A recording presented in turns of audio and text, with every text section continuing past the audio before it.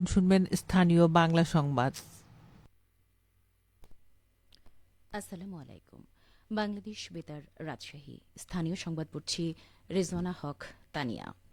সিঙ্গাপুরে চিকিৎসাধীন জুলাই গণঅভ্যুত্থানের সম্মুখভাগের অকুতভয় যোদ্ধা ও ইনকলাব মঞ্চের মুখপাত্র শরীফ ওসমান হাদি মারা গেছেন। ইন্না নিল্লাহে ওয়া ইন্না ইলাইহি রাজিউন। গতকাল বাংলাদেশ সময় রাত ৯টা ৪৫ সিঙ্গাপুর জেনারেল হাসপাতালে তার মৃত্যু হয়। ওসমান হাদির মৃত্যুতে গভীর শোক প্রকাশ করেছেন প্রধান উপদেষ্টা অধ্যাপক ড মোহাম্মদ ইউনুস। গতরাতে জাতির উদ্দেশ্যে দেওয়া ভাষণে তিনি হাদির মৃত্যুকে দেশের রাজনৈতিক ও গণতান্ত্রিক পরিসরের জন্য অপূরণীয় ক্ষতি বলে উল্লেখ করেন। তিনি এই জুলাই যোদ্ধার রুহের মাগফিরাত কামনা করেন এবং শোক সন্তপ্ত স্ত্রী, পরিবার, স্বজন ও সহকর্মীদের প্রতি গভীর সমবেদনা জানান। এ সময় প্রধান উপদেষ্টা শহীদ ওসমান হাদির স্ত্রী ও একমাত্র সন্তানের দায়িত্ব সরকার গ্রহণ করবে বলে ঘোষণা দেন। পাশাপাশি তার অকাল মৃত্যুতে আগামীকাল একদিনের রাষ্ট্রীয় শোক ঘোষণা করেন। ওই দিন দেশের সব সরকারি, আধা সরকারি, স্বায়ত্তশাসিত প্রতিষ্ঠান, শিক্ষা প্রতিষ্ঠান সহ সরকারি, বেসরকারি ভবন এবং বিদেশে বাংলাদেশ মিশনগুলোতে জাতীয় পতাকা অর্ধনমিত থাকবে। আজ বাদ জুম্মা দেশের প্রতিটি মসজিদে শহীদ ওসমান হাদির রুহের মাগফিরাত কামনায় বিশেষ দোয়া ও মোনাজাত অনুষ্ঠিত হয়। একই সঙ্গে অন্যান্য ধর্মের উপাসনালয়গুলোতেও বিশেষ প্রার্থনার আয়োজন করা হয়েছে। ইনকলাব মঞ্চের মুখপাত্র শরীফ ওসমান হাদির রুহের মাগফিরাতের জন্য আজ জুম্মার নামাজ শেষে নাটোর জেলার সকল মসজিদে বিশেষ দোয়া পরিচালনা করা হয়েছে। নাটোর কেন্দ্রীয় জামে মসজিদের মোনাজাতে বিশেষ দোয়া পরিচালনা করেন মসজিদের খতিব মুফতি মাওলানা মাসুদুর রহমান। ইসলামিক ফাউন্ডেশনের নাটোর জেলা কার্যালয়ের উপপরিচালক মোহাম্মদ রিয়াজুল ইসলাম জানান, ইনকলাব মঞ্চের মুখপাত্র শরীফ ওসমান হাদির রুহের মাগফিরাত কামনা করে সকল মসজিদে বিশেষ দোয়া পরিচালনার জন্য গতরাতে মন্ত্রী পরিষদ বিভাগ প্রজ্ঞাপন জারি করে।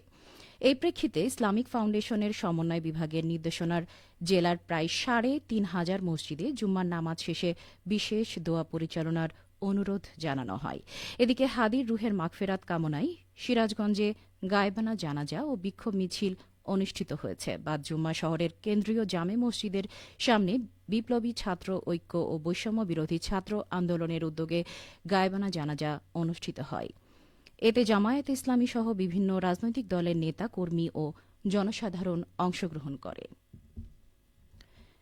ইনকলাব মঞ্চের মুখপাত্র ও জুলাই যোদ্ধা শরীফ ওসমান হাদির খুনিদের গ্রেফতারের দাবিতে রাজশাহীতে বিক্ষোভ মিছিল ও সমাবেশ করেছে ছাত্র জনতা। গতরাতে ১১টার দিকে রাজশাহী বিশ্ববিদ্যালয় ক্যাম্পাস থেকে একটি বিক্ষোভ মিছিল শুরু হয়। এতে যোগ দেয় শত শত শিক্ষার্থী। মিছিলটি তালাইমারি ও অলপট্টি হয়ে রাজশাহী নগরীর সাহেববাজার জিরো পয়েন্টে এক সমাবেশে মিলিত হয়। সমাবেশে বক্তব্য রাখেন রাকসুর ভিপি ও রাজশাহী বিশ্ববিদ্যালয় শাখা ছাত্র শিবিরের সভাপতি মোস্তাকুর রহমান জাহিদ এবং জিএস সালাউদ্দিন আম্বার। পরে সেখান থেকে বিক্ষুব্ধরা মহানগর আওয়ামী লীগ কার্যালয়ের সামনে জড়ো হয়। সেখানে তারা আগুন জ্বালিয়ে বিক্ষোভ করেন। এক পর্যায়ে রাত ১:৩০টার দিকে বুলডোজার নিয়ে এসে আওয়ামী লীগ কার্যালয় গুঁড়িয়ে দেওয়া হয়। সিরাজগঞ্জে শুরু হয়েছে ১০ দিনব্যাপী বিসিক উদ্যোক্তা মেলা। গতকাল শহরের মুক্তির সোপানে বিসিক আয়োজিত মেলাটির উদ্বোধন করা হয়। উদ্বোধনী অনুষ্ঠানে প্রধান অতিথি ছিলেন সিরাজগঞ্জের জেলা প্রশাসক মোহাম্মদ আমিনুল ইসলাম। প্রধান অতিথির বক্তব্যে তিনি বলেন, ক্ষুদ্র ও কুটির শিল্পে তৈরি বিভিন্ন পণ্যের বাজার সৃষ্টি ও ক্ষুদ্র উদ্যোক্তাদের উদ্যোগকে এগিয়ে নিতে গুরুত্বপূর্ণ ভূমিকা পালন করে এই ধরনের মেলা। এই ধরনের আয়োজন আরও বৃদ্ধি করা প্রয়োজন। এবারের বিসিক উদ্যোক্তা মেলায় অংশগ্রহণ করেছে ৫৩ জন উদ্যোক্তা। তাদের উৎপাদিত পণ্যের প্রদর্শন ও বিপণনের জন্য স্থাপন করা হয়েছে ৫৭টি স্টল। খেলার খবর ফুটবল। রাজশাহীতে শুরু হয়েছে বিভাগীয় আন্তঃকলেজ ফুটবল টুর্নামেন্টের তৃতীয় আসর। রাজশাহী বিভাগীয় প্রশাসন ও জেলা ক্রীড়া অফিসের উদ্যোগে এবং যুব ও ক্রীড়া মন্ত্রণালয় আয়োজিত এই টুর্নামেন্টে অংশ নিচ্ছে বিভাগের ৮টি জেলার ১৬টি কলেজ দল। গতকাল সকালে রাজশাহী মুক্তিযুদ্ধ স্মৃতি স্টেডিয়ামে এই টুর্নামেন্টের আনুষ্ঠানিক উদ্বোধন করেন রাজশাহীর বিভাগীয় কমিশনার ড আনম বজলুর রশিদ। অনুষ্ঠানে বিশেষ অতিথি ছিলেন রাজশাহী রেঞ্জের ডিআইজি মোহাম্মদ শাহজাহান ও রাজশাহী মেট্রোপলিটন পুলিশ কমিশনার ড মোহাম্মদ জিল্লুর রহমান। আজ সকাল থেকে কোয়ার্টার ফাইনালের ৪টি খেলায় ৮টি দল অংশ নিচ্ছে। সবশেষে আবহাওয়া। আজ রাজশাহীতে সর্বোচ্চ তাপমাত্রা ছিল ২৫.৫ ডিগ্রি এবং সর্বনিম্ন ১৫.৭ ডিগ্রি সেলসিয়াস। বিকেল ৩টায় বাতাসে আপেক্ষিক আর্দ্রতার পরিমাণ ছিল ৬২%।